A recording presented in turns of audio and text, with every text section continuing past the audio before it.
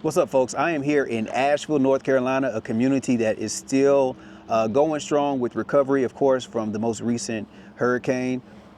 This is a very resilient community. I actually lived in this community for a year or so, not too terribly long ago, but I'm back in the community very often. Oftentimes, a lot of people focus on Eagle Street, which was considered the Black Wall Street in Asheville, and it is a famed area of Asheville, but now we're in West Asheville, the Burton Street community, and we are here with Brother DeWayne. DeWayne, listen, this is a brother that is very talented, a person that's very steeped in his community, that loves his community, and I've always enjoyed talking with him. And he's going to show us around the Peace Garden and give us some information about Hood Huggers Tour as well. So first, let's talk about the community, brother. A lot of people, talk about the other side of Asheville, but West Asheville also has a very storied history. So do you mind telling us about it? Yes, well, this community was established by the man right behind you, Mr. E.W. Pearson. He established this community in the early 1900s. And that's his a mural on the side of the building. And right to the right of him is all his accomplishments he did, and that's something that what got us into trying to understand the community was when they tore down his building. When they tore down the building he built in the early 1920s, I was like, no, that was Black history. That was a very important place. Yeah. Why did they tear that down? And it got me to start looking around our community, and I noticed like a lot of historical African-American places was being lost. And it wasn't nobody talking about it or even saying, okay, what do we do about it to preserve the history? So we wanted to learn more about this community, but when I first moved here, this was not a safe community. So people was worried about their safety more so than the history, but as we started trying to improve the community, I started learning more about the history. And my family's been in this neighborhood for over 100 years, and I always heard stories about the different pieces of the history, but not until I really start focusing in that I learned that he was a Buffalo soldier. He was in the Spanish-American War.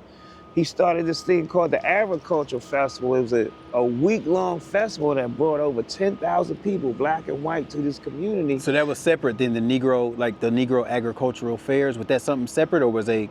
Well, his grandson says, it wasn't called the Buncombe County Fair. He's saying that it was maybe called, more something independent. And he helped establish that. And it was a week-long carnival. Wow. And it was happening right down here in the neighborhood off Buffalo Street. He also started a Negro Leagues baseball team and eventually a league. And I was like, man, this guy's amazing. And then he said he was also connected. He helped establish one of the NAACPs here in Asheville, one of the first, and was in communication with even Marcus Garvey himself. So it's like knowing that history and this being a crack-infested neighborhood, it was like, man, you seeing this, but the reality is this. And how do we get back to that, and how do we preserve it? So, and that's very interesting, right? Because I think there's so many different dichotomies in our communities depending on what was transpiring during various different generations. So there could be love and pain, there could be coping, and there could be thriving at the same time, right?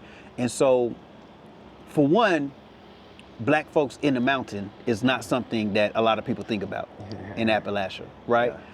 But then for two, when you're in a already poverty-stricken area, because this isn't Detroit, this isn't Chicago, where there's thousands of manufacturing jobs to where people would be able to do and thrive, right? Not saying that just because you live in a lower socioeconomic area that you can't thrive. However, the resources weren't as vast. But it seems like in a lot of our communities, we literally got it from the mud and created what it looks like, whether it was bartering, gardens or chickens or what have you. And so from your research in communities such as this, in the mountains, specifically here in Buncombe County, was there that type of system? Oh yeah, I mean, this neighborhood, people didn't have storefronts. So in that period of time, a lot of people had stores in their homes. They lived upstairs and they had a restaurant or barbershop downstairs, even along the creek. They used to raise hogs and chickens along the creek and then help support the community. Wow. And they say in most cases, everybody had a garden and they was raised off that. So yes, everybody was not only working together, but most of all, they was using what they had collectively to maintain a close-knit community. But we also, my mom used to tell me how, and they was still being harassed, how, you know, people used to come through the neighborhood in the back of pickup trucks and try to throw eggs and stuff at them in this tight-knit community. So I think that helped influence people to be, we got to stick focused together and protecting their community at the same time. Okay, you know gotcha. Well, we are here at the Peace Gardens, and so you told us a little bit about how you got engaged into the love of history. Yeah. When did the gardening piece come into place? Well, the garden, crack cocaine, because this used to be a crack stroll right here. And the neighborhood this used to be one of the most dangerous neighborhoods in the city. So it was like, when I moved back here, I mean, I grew up in DC, I was born here. When I grew up in DC, so I know what crack looked like. So when I came back, and I said, man, I know how this story gonna end. People gonna die, go to prison, then the developers gonna come in and develop the land. And right here, this house right here, that's a $1.2 million house right there. You know what I mean? So exactly what I said is happening, it has happened. So in 2003, it was the war in Iraq. We used to go to war, don't go to war, come back home, the war right here. So we said, don't go to Washington and protest if we don't know our neighbor down the street. So we said, man, let's create a garden. Let's create a green space in the neighborhood just for the people who live here. So they can come and chill out and garden, make art, and just have fun, because at that point, it was so crazy, people didn't even want to come outside of their house. Wow. So we said, man, what we gonna do about it? And we decided to do a garden. And this is the original spot here to the right, but, and then I was an artist, and my wife, she was a farm girl, so she wanted to do the garden stuff, so we just combined forces. And for this space, it's talking about, you know, the environment, and social justice all at the same time. Yeah. And of course, social enterprise. In order to sustain whatever we're doing, we gotta be able to monetize it in a way. So this section right here is called Make Our Water Safe, surrounded by water, none can we drink, to the right. Okay. Up here to the left is called Ancestors in the Garden, Emotional Dysfunction of Consumption. And up top is Urban Nightmares, Silent Screams. So this mostly, we started off with just the trash of the neighborhood, the crack pipes and the 40-ounce bottles, you know what I mean? Yeah. And so we just used everything we had. We Nothing used gets what wasted. we had, and we created the space. How was it transitioning from a bustling city, right, DC, and then coming to Asheville to where it's slower? Yeah. Maybe for some people a little bit different. Yeah. But it's not DC. Yeah. Well, yeah, I grew up in DC, and when I moved back here from Norfolk, Virginia. I was in the Hampton Roads area. Man, I didn't want to come back down in this junk, man. But my mom called me back, so you had to listen to the mother. So I came back, but I was in my mind, because I was planning to go overseas. I want to go to Africa. Okay. Because I went in the military and traveled all over. I said, man, this traveling stuff You had a real lived experience. Yeah, I was like, nah, I'm going back. So, but she said, come here. But I said, I'm gonna stay here 3 months, 6 months to a year, and I'm out. But I'm still here. So that's why I'm here. I said I was gonna come back here when I was much older, but I'm now coming back. Man, it was very important that I came back. Yeah. How do you conceptualize the different exhibits, if you will, right? So like right over here, I see that there's a market, right? Yeah. It has farmers market. Right. Like, so how do you come up with your ideas, whether it's you, your wife, or the community, or you all as a collective, to say that this is the placement that we want and this is the type of impact we want people to feel from it? Man, that's a question. It just flows. It's not a, you know, like this sculpture right here. The centerpiece of it was the water slide, because originally we wanted to get young people involved with working in the garden. Right. So I said, man, how can we get these young people involved in working with a garden? Well, let's create a I see. water slide and then say, yo, if you work in the garden, you can play on the water slide after. Yeah, yeah. But we ain't had no engineers on the team, so we couldn't really make that out. So the goal was the water come in, go down the water slide, and then it would water the garden. Okay. Trying to teach them importance by having fun. I see it too. I see the vision. Yeah. So we didn't flush it all out, but so this side, so it was like natural. It wasn't like planned out. This was like really organic, and how we did it, and most of the sculptures here in this section has something to do with water. Okay. So this is more of the earthy side of things, perhaps from an environmental standpoint? this is the side that said we all in the same canoe. We can be black, white, yellow, or alien. Like, we all gonna need this water. Yeah. We all gonna, you know what I'm saying? Yeah. It's very important that, you know what I mean, we do that. Yeah. Yeah, most definitely. Yeah. And so, as it relates to just the garden within itself, what's all planted? Right now, man, we got some greens and stuff over here. Back over here, some beans, and we got 3 gardens in the neighborhood. This is one of the smallest. I saw another one on the other side of the street. Yeah, we got the one down here, Martha Jane's garden, and then we got the Vine garden. That's where I was earlier, Vine, the bigger one, That's where I got to take that tiller back to and go fill it tilling up over there. And it's all designed to, grow the food. We got about 25 families. We gave about 2,000 pounds of food last year. Wow. And so we give it away to all the elders. The rest we put on the garden stand. And if we have any from there, we take it to the local churches in the community. So you all aren't, this is just not for aesthetics. I see in some people's communities, it's the aesthetics, right? It's the looks of it that, brings the glitz and glamour.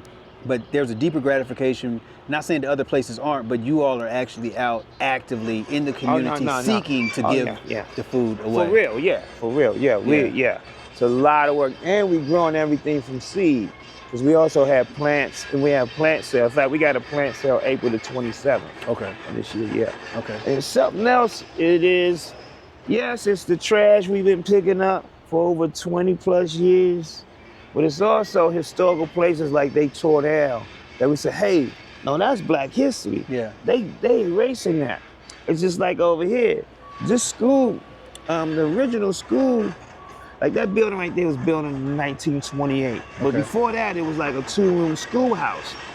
But now that they're doing this work, so that means to tell me that fence that was up over there was probably built around that period of time or so. So we went and grabbed a piece of that fence and a piece of the basketball court, and we're gonna, so when we make the sculpture, we're gonna say this came from the Burton Street community. This is the year it was built, boom, this fence, boom, boom. So we take pieces of historical places, African American places, bring it back to the space and incorporate it into the art. Like Lee Walker Heights sign right here. That was the first public housing unit built for blacks during that time of urban renewal in the 1950s. And we know during the time of urban renewal, what happened here in Asheville was the largest in the Southeast. So over 400 acres of black homes and businesses was lost. So I'm seeing I said, yo, man, I'm seeing some repeats to this. How can we tell that old story and then protect the future? Yeah. And that's called the third eye. Now, with each one of these sculptures, there's a book, there's a movie, and there's a poem, music, and a different policy that this is trying to, educate people about, and a policy initiative that we're trying to do something about. You know what I'm saying? Most definitely. I love the outside, and I wanted to come over here real quick because you had one of my relatives on the wall. I was raised in Clarksville, Tennessee. All right. And I'm a Pettis. My dad's last name was Pettis. And so in Clarksville, Tennessee, we have the very famed Burton High School graduate, and Blanche Pettis was her mother. And that was my great-grandfather's second cousin, Blanche Pettis, which was the mother of Wilma Rudolph. Oh, wow. So Wilma Rudolph is is a cousin of mine. All Got some right. pictures of her All right. back with Coach Ed Temple at Tennessee State University, Wow. and so we're very She was a proud boss, of her. man. Oh, She was man. like that. Oh yeah. I was like, man, she kept going. And then she Yeah. did this, and then she did this, and then she did this, and then I was like, Tough. wow. When she came back after winning some of those gold medals with the Olympics, we had a parade downtown Clarksville, and it was during segregation, of course, and so some of the restaurant owners wouldn't let black folks in front of their buildings or to utilize the restrooms and things like that. And so when you saying she was like that, she was really like that because she spoke out against it. You know what I'm saying? Right. She was like, y'all ain't, I went over here and did this for my country. You're not going to treat my people Right. like that. Yeah, So yeah. I love to see that here. And you also got Garvey, you got Sojourner. I mean, you got some people on this wall, man. Yeah. How did you come up with who to put out there? Was it another one of those things? It's to where, organic, man. Yeah. It's like now these were the original photos that was down on the block. Okay, So yeah. before the block got transformed, it was all boarded up. So what some artists did, they came and painted these murals on I didn't know like that. all across. So I'm like, most of everything there has some real historical significance for this area. And then they say, DeWayne, when they start redeveloping the block, they said, DeWayne, you want these paintings? Of course. I said, yes. Yeah, let me get that. Yeah, we got Frederick Douglass right over here. Yeah, that's my man right Yeah. there. I got a big project I want to talk to you about his spot. We Okay. can talk later about Yeah, most that. definitely. Yeah. So Now- there's also like a place where you can come and chill and Yeah, I see the chairs right here. Yeah, that's the stage for we got a lot. That's where we have music. Okay. Yeah. Got the fire pit. Fire pit. And right here it says Goombay, please no outside food, drinks, or dogs. I've been to the Goombay Festival up here. Can you tell people what the Goombay Festival is here in Asheville? Wow. Yeah, that was a festival that was started. In fact, the reason is blowing my mind because the lady who helped start it, her funeral was a couple Recently? weeks. Oh, wow. Yeah, it was a while ago because we played drums there. Okay. It's a Goombay, a Caribbean festival that was started here by her and others. And it was designed to celebrate blackness here and tie that to Asheville. And it went on for several years. Like last year it was supposed to go, but of course it's Helene. Yeah. And in fact, Anthony, the chairman of the YMI, Okay. he was here with his daughter earlier and he said they're gonna have it this year Okay, good. and to celebrate Goombay. And that's a historical event for this area. So let's promote it. Let's always shine. Let's show. Let's shine our light, man. Yeah. Because if we don't display it in our spaces, Come on. you know what I mean. We just left church. You and I just left church earlier. What else we got going, bro? Right. Let's go up this way. All right. This is now we want to talk about, but this is the emotional. This is ancestors in the garden. I forgot to tell you the emotional dysfunction of consumption. So remember, I told you we started this because of war, man. Like I was in a veteran. I don't believe in that. I mean to spend so much money to drop bombs and then put people between a bomb and the land is so I'm against that. So this was generated. This place is here because of that. So we want to, and that's why we named it the Peace Garden. Yeah. You know what I'm saying?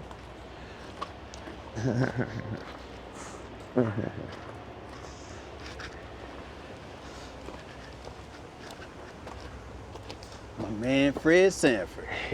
Red Fox. All right. So this is a Urban Nightmare Silent Scream section of it, of the yard. And this is when I grew up in DC. So a lot of this stuff here is focused on, when I was in DC, the different things. This one right here, it's called Coming to America. And oh, you painting that good. He remember, that's great. Looks tight. So this is like Coming to America. This is part 1, this is part 2. And it talks about, I'm gonna leave that alone, let you finish. Did you ever watch Sanford and Son? Yeah. I'm sure you did. Yeah. Like, whenever you were putting things together, because Sanford, I remember one episode where Fred was talking about how he looked at things as art Yeah. and trash, Yeah, quote yeah. unquote. Yeah. Like, did you, while constructing this, Yeah. did that show ever come to mind? I mean, I put it in there because once I started doing it, I mean, look at this one right here. You talking about Fred Sanford? Look at these cats. Yeah. You know what I Fat mean? Albert. I used to watch them too. Yeah. So I'm thinking, you know, subconsciously, yeah. But once I started getting it, I said, oh man, I remember I should watch this and not watch that. But really, when it first came to me, I didn't accept it. I didn't believe it. It was like, no, grab that driftwood right there and grab this right here. And I'm like, nah, for what? What am I doing with that? And something just kept, in fact, it happened at the beach. I was walking along the beach and I started seeing stories in driftwood. I could look at a piece of driftwood and say, wow, look at that. Yeah. And I was like, nah. And then when I started jumping in dumpsters, people thought I was crazy. What is he doing? So it didn't come like, and like, we got this veteran that's over here that's doing all these things, right? Yeah. Get him some help. Right. So I'm like, so nah, man, I denied it at first. Okay. And then once I opened up to it, it was a done deal after that. Do you feel that, because obviously I know you're spiritual. Yeah. Do you feel like that was a connection between God and the ancestors that kind of guided you into not necessarily knowing the path in which you were going to go down with collecting everything, Sure. but eventually it just kind of galvanized to be that? Like, where do you feel like the sources of that influence came from and helped you make sense of it, right? Yeah. I mean, I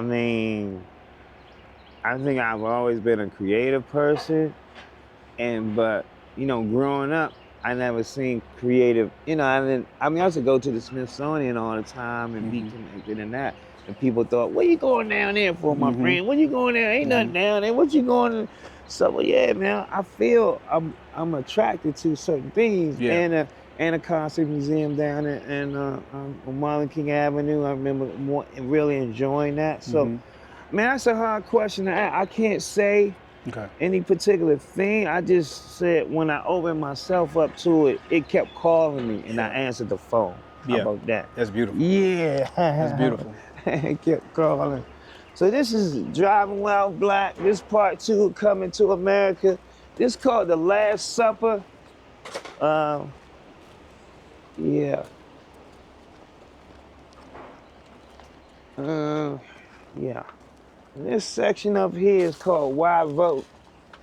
And this just talk about the history of voting and like, yeah, so this I could be in here for about hours really breaking this down to you, but this is about how you talk about something, educate people about the history of it, and then go run a play to try to address it.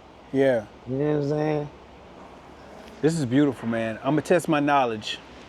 All right, so we got Medgar, Yeah. Booker, Yeah. Dred. Who's that? Dred Scott? Yes. Dred Scott. Walker. Yeah. I'm winning, y'all. Yeah. And so these are all individuals. Wait a minute. So I'm hoping that this was done intentionally. Somebody did it. I Somebody didn't do did it. it. I just came over here one day and it was like that. I was like, who did that? Mark Robinson ain't really getting no love in the Peace Garden, y'all. I'm just telling you. I don't know why they did that. I don't know why. But see, what I want to do, explain with these is like sometimes we don't know who the people who died for voting is. Oh, so these are that's why some people that was like, was down. But then, you know, that Schroner, you know, the station wagon they pulled out in Mississippi, that's what they're supposed to represent. But these other ones, a lot of times we get so caught up in the ones you see, we don't remember there's a lot of people who you would never know who took a L, you know what I mean, who laid down for our, you know, for our freedom and for what we're able to do today. And they need to be recognized, man. They gotta be recognized. You know what I'm saying?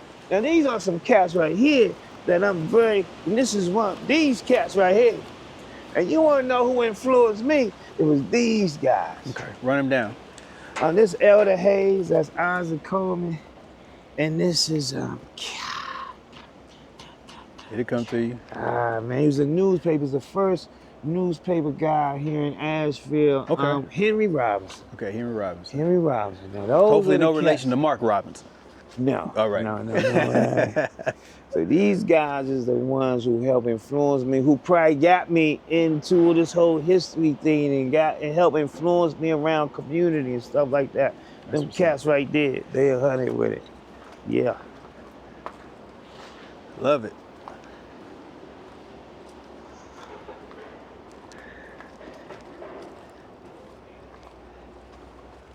Now, do you all have volunteers that come out whenever you put new installments in? Do y'all have like interns that you work with the schools or anything like that, or just youth? We have people when we doing a garden work, like we got a lot of plants to put in the ground. Okay. And these are the plants that's left from the earlier plant sale, but there's still a lot to put in the ground. So yeah, we have volunteer days around that. Okay. Yeah, we have that. And around the sculpture, some of them say, you know, the weather and the wind have them change their shape and sizes, but most of the time they say pretty much the same. You know what I mean? Yeah.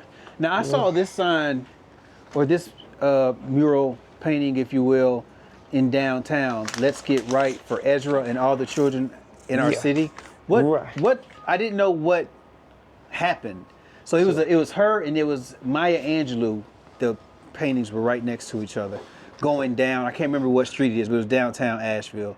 So what is the story? What happened with this? Well, these murals, this one, there was several murals on the fence when we first came in. They came out of, the George Floyd when they was riding downtown.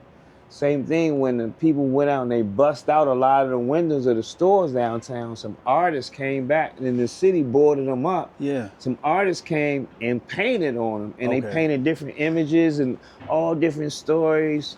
And then when they was ready to take them down, they say, DeWayne, do you want these? And I said, of course I do. It's tied to this greater history.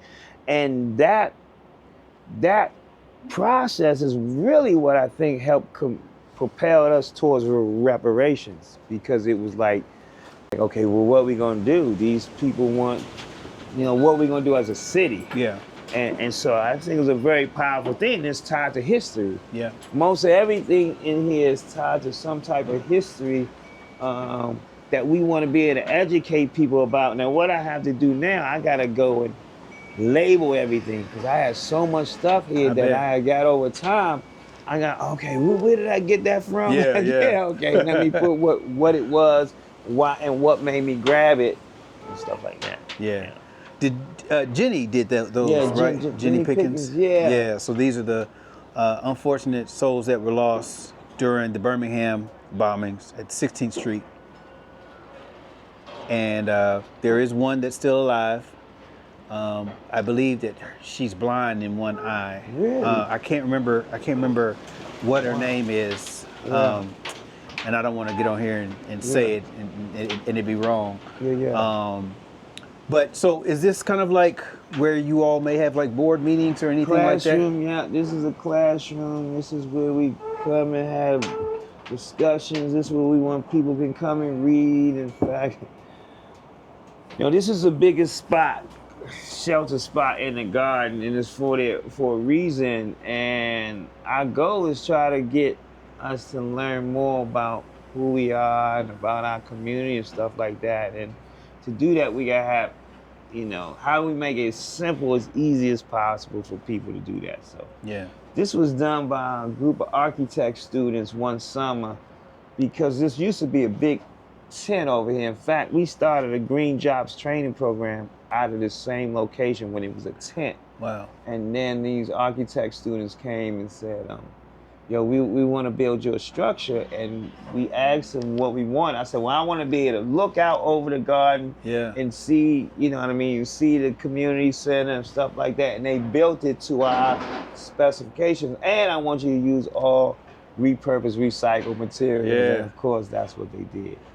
That's what's up, man. And you just got some of the greats. Annie Lou, got Mary McLeod Bethune. I mean, it's all here. How does it feel that this is probably one of the largest Black history classrooms in Asheville? Actually, it is. I would reckon, right? Like, right. I mean, yeah, the whole space. Yeah, yes, the whole space, that's right. Because this is a classroom. Oh, absolutely. Yes. Yeah. Hey, man, I never thought about it like that until you just said it. It's a whole history lesson. And it's not done. We still is. In fact, that's what we're gonna be working on this year, is putting all the additional information so you could go to one sculpture, and it's gonna, it's gonna just feed you. You know what I mean? So, man, I never thought about that. That's a great point. I never thought about that. I need to start using that. Yeah, because I'm looking right here and I see Red Summer. Yes. Of course, Red Summer in 1919. Yeah. You can go from Chicago, you can go to Charleston, you can go to so many different communities across the United States. Yeah. And that was just a summer of terror that unfortunately transpired in the African American communities by folks. Have you seen anything else like this in other communities that you've been to? Like if you go to any collaborative tours in other Black communities, like have you seen anything such as unique as this anywhere I was in else? Detroit. As a guy in Detroit who did something similar, but who used a lot of repurposed material. It's a guy down in Alabama I want to go and see. I went to the museum down in South Carolina, the new one, and there was some guys in there. I was like, man, I want to go check these guys out. But I know there's other people that's doing stuff like this, but I don't know if they got the same theme or, you know what I mean? We have theme, I don't know, but I want to go check them out. Yeah. I want to see more because I know what it takes to create from the mud, from the dirt, how maintain it, your neighbors calling the city on you, and all of those things to make a hustle real. Just try to preserve and tell the story about who you are in your community in the way you want to tell it. Not you have to listen to what the way, you know what I mean, somebody else want to say it. I was just going to ask you, as it relates to the community of Asheville, the city, Buncombe County, how supportive have they been in the process of sustaining and making sure that tourism is influenced to come to this site? I mean, the TDA is been very supportive to us as far as interviews. I mean, we didn't go up the street. I want to show you a little spot that we about to build that's inspired by this spot. That was us inspired by. I mean, they doing the historical trails. They got the trail thing they doing. They're gonna do part 2, I think, coming up real soon. I'm gonna go to that. Right now, which is great because I'm in a business and I want to add that capacity. But one thing they was missing, like, you know, when they building that, we got to tie a cash register to them. Yeah, absolutely. So that the money that's generated off whatever way that money can drive back into these communities that could use the resources to do home repairs or whatever they might need. And that's our mission. Like, okay, I'm in the business. I do tours. I know at the end of the year, I cut checks to organizations and support institutions that I highlight on the tour. I felt that if I created a model example, we can all collaboratively start and reinvesting back in ourselves before we let the money leave our communities. So we have to be very strategic and creative and all the things and praying about how do we do that. Yeah. Where does this benevolence come from for you, right? Like what I'm hearing is when you said tie a cash register to it, you didn't say to help support the Peace Garden. You said to pour back into the community. Yes. Right? So where do you feel that part of your personality stems from? I think it gotta come from growing up in Southeast DC, man. My father was very active in the community. He used to always, on Saturday morning, take me out. Boy, come on, we gonna do something. And it was like giving back to the community, and I hated it. I didn't like it. I didn't want to do it. I want to stay home Saturday morning, eat cartoons, cereal, play with my friend. Yeah. So you know what I mean? So I think it could come from that, and I think it comes from my family. Like my family is, I think it's in the gene, it's in me, and you know, it's in me to be that way. Yeah. You know what I mean? So, and so I practice. There's a certain type of gratification that I feel that you get just from seeing other people's be well. Yeah. Yeah. Yeah. I mean, I want us all to eat, all to thrive. Yeah. I really believe in that, and I want to show you the little book we wrote to say, like, yeah, this is how we can do it. But how are we gonna be willing to hustle together to make it happen? Well, and that's the thing. Yeah. And you know, and that's what you and I talked about, what I kind of had some frustrations with some things that I had been, some initiatives I've started and things like that. Yeah. And, but we also identified ourselves being ordained by the ancestors Yeah. also that Most regardless it's going to get done. Yeah, we just got to practice self-care along the way. Yes, that part. Yes, that part. Yeah. We got to practice self-care along the way. Yeah, that part right there is what I'm coming to the real, because I'm saying, dude, you going 100. Yeah. Everybody ain't at 100. Yeah. So you gotta, if you gonna go 100, how you taking care of yourself? Most definitely. You know what I'm saying? How often are people reaching out to you, whether it's news outlets, magazines, et cetera, Often. to discuss about your work? Often. Yeah. Often. It's been, I can't, I mean, I think it was a PBS, Spectrum. Some lady just texted me. She said, DeWayne, I'm in she in Europe somewhere. Oh, wow. I'm in she just texted me. I'm in this country, and man, they doing a fundraiser for you over here. Here's really? a book. I'm gonna send it. Wow. Copenhagen. Okay. Yeah. She said, yeah, I'm gonna send it to you. Yeah. So I mean, Blessings just come from everywhere, right? yeah, the blessings come, but sometimes I get so hooked up in the beetle juice that I don't, you know what I mean? So Yeah. you got a balance of, Most you know, definitely. with this work, and you know it, it's a lot of beetle juice. Absolutely. And when I say beetle juice, I mean some unnecessary stuff that you're gonna have to deal with. You're gonna have to deal with to make this hustle real. And I see why everybody ain't trying to get in this game.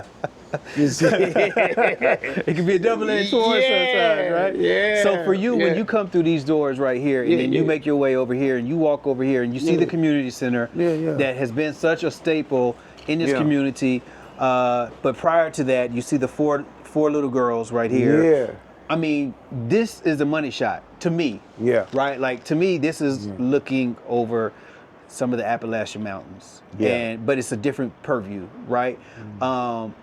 Your perspective when you sit in this space and you overlook that center, the four little girls, as well as the creation from you and the community, your wife here, what does this space signify for you, this view right here? I mean, it's power. It's a battery charger. It's like, yo, man, this hustle you gonna keep practicing to the end. There is no stopping. It's like, yo, man, make this hustle real. Keep practicing. Keep doing. You got some people watching. You know, it's crazy to walk outside your house and you gotta come in here and you see these people looking at you like, okay, now what are you doing again? Yeah, you don't have a choice. Literally, you know what I'm saying? Tupac, all eyes on you. Yeah, yeah, we see you. Tupac, all eyes on you. Yeah. We know the album is called All Eyes on Me, but literally all eyes are on you at this point. Yeah, and they saying, what's up? Yeah. And I said, okay. You know what I'm saying? Are there any community partners that you can say since the inception have just been lock and key with you? I just want to say, like, this space, I can't even tell you how many people contributed, gave, volunteered. MLK Day is 12 degrees outside. They bringing their kids out here, and you know what I'm saying? That question I can't answer because it wasn't just, it's so many people. So I really want people to see, like, no, like, it's so many people to help make this hustle happen, man, and to keep us here. Sustain. I can't tell you. It's a lot of people, man. Yeah. It's a lot. The hallmark I feel of this site is outside of the garden, which that's sustenance, and we know what that is for, the water piece. But when I'm looking around, there's books, Yeah. right? There's books all along this wall. Your perception of education, whether it's public or independent, how important is it? And do you feel that every single place that a person can walk into can provide an educational experience? Yeah, I believe like the community is the headwater. Okay. The neighborhood is the headwater. Like if we can't get it straight here, anything downstream of that is going to be more challenging. So I consider the neighborhood a classroom. Yeah. And how do we create an educational experience for our young people and adults that when they go to a college or go to high school, middle school, boom, they say, oh, okay. And they can really connect the dots. It's like when young people go to school, I want this place to connect to what they learning in the classroom. Yeah. So when they get out of the classroom, they come back here because we got a youth program, HHIUI, that we do the hands-on real life learning for them. So they can go into school and read about it, but when they come back into the neighborhood, we can have a real life experience with them. Like we're about to turn a 1970 Cadillac into an electric convertible. Oh, wow. You know what I'm saying? Okay. And that's gonna be with some NASA people. So we about to do this thing, everybody huddle up. We're gonna be doing policy, getting young people engaged in policy initiatives around several different things that's within our city, that our city has, but nobody executing on. So it's like, yeah, so this is part of that larger classroom. Now we keep this space up, and there's 2 cemeteries we try to keep up, but Helene has put a whammy on us. We need an army to go back in there and bring them back to where they were before Helene, but that's also on our thing. And one thing that really had me feeling some kind of way is how we treat our cemeteries, man. I'm like, hold on now. Not the, you know what I mean? You know what I mean? So that's a whole nother story. We ain't gonna go there. But that's something else. So we probably keeping up about 7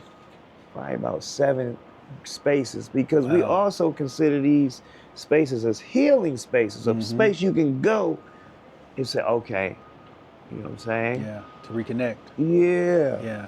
And I think that that's so important. And one of the things that I'm sorry, y'all. I may have a runny nose because these allergies are booming and the wind is blowing. If y'all haven't heard, right?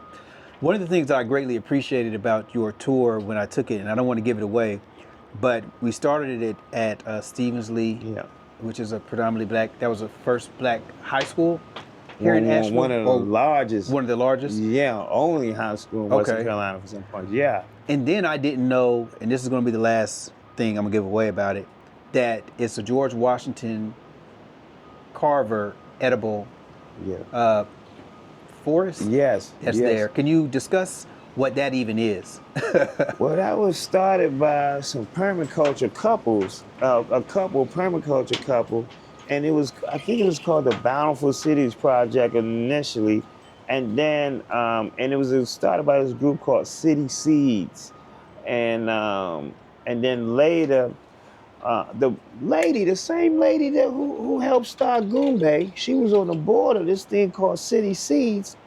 Well, I can't think of her name. And then she recommended that it be changed into the George Washington Carver edible forest around 2000. Wow. And they changed the name. And it's over 40 different varieties of fruit and nut trees there that's free and open to the public.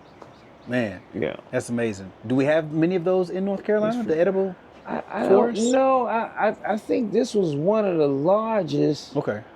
But no, I don't know if there's others. But it should be. Yeah. I mean, it should be. I mean, just if like we tearing stuff food. Down. Yeah. If we got to stop throwing stuff down. Miss Free. I think her name was Miss Free. Yeah. Nice. Well, you know, it's always a pleasure for me to come out and to connect with folks. I've met this brother a couple of times since living here in North Carolina. And every time I come here, I definitely learn something new, and it's you know, it allows you to be even more motivated to keep going on with some of your own things that you have as an objectives, whether it's in your own communities or even reaching out to other communities, because right now we're under attack. We know that our history is under attack. We know that anyone that has melanin in their bodies, that is accentuated, if you will, histories are under attack. Stories are under attack. Buildings are under attack. Our education systems are under attack right now. And we have to do everything we can within our might, within our autonomy, to be able to ward that off so that future generations can continue the learning. And so I just want to say I greatly appreciate you for allowing me to come out here and to highlight this space. Do you have anything that you would like to say from an ending note as it relates to the tour itself, or just a plea for individuals to jump into action? Value you, value others, and together let's value the earth. Love it, love it. So what I'm going to do, y'all, is I will leave different types of links as it relates to the tour and information, whatever you can provide for me, in the description of this video. Listen, if you enjoy this type of content, please to make sure to subscribe and share. Stay safe. Peace and blessings.